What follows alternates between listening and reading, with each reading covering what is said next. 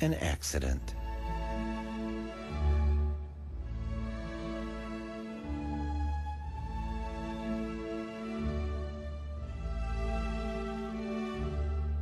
He's one of nearly 50 million Americans with no health insurance.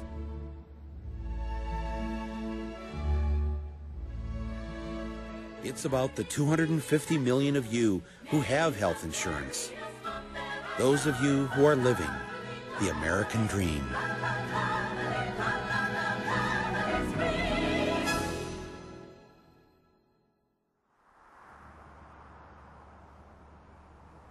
It's moving day for Larry and Donna Smith.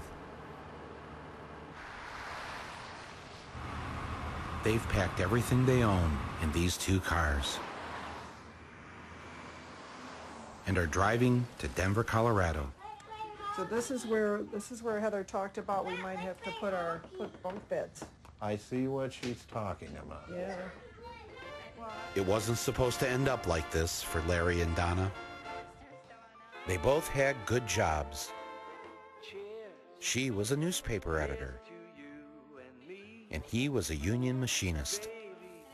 They raised 6 kids who all went to fine schools like the University of Chicago. But Larry had a heart attack, and then another one, and then another one. And then Donna got cancer. And even though they had health insurance, the co-pays and deductibles soon added up to the point where they could no longer afford to keep their home. If somebody had told me 10 years ago this was going to happen to us because of health care, I would have said it's not possible. Not in the United States. We wouldn't let that happen to people. Sorry, God.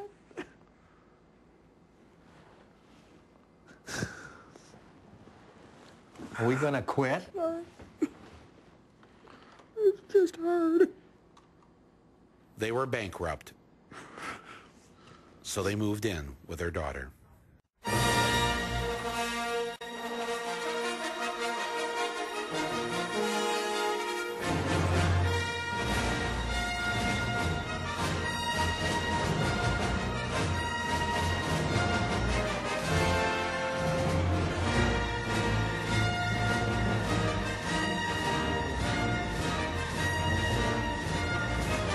There was one person in the healthcare industry who did have a conscience.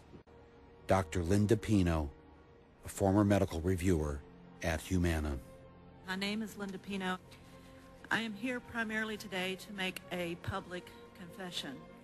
In the spring of 1987, as a physician, I denied a man a necessary operation that would have saved his life and thus caused his death. No person and no group has held me accountable for this, because in fact what I did was I saved a company $500,000 for this. And furthermore, this particular act secured my reputation as a good medical director, and it ensured my continued advancement in the healthcare field. I went from making a few $100s a week as a medical reviewer to an escalating 6-figure income as a physician executive.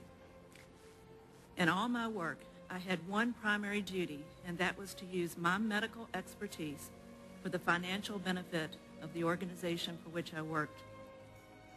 And I was told repeatedly that I was not denying care, I was simply denying payment. I know how managed care maims and kills patients. So I'm here to tell you about the dirty work of managed care. And I'm haunted by the thousands of pieces of paper in which I have written that deadly word, denied. Thank you.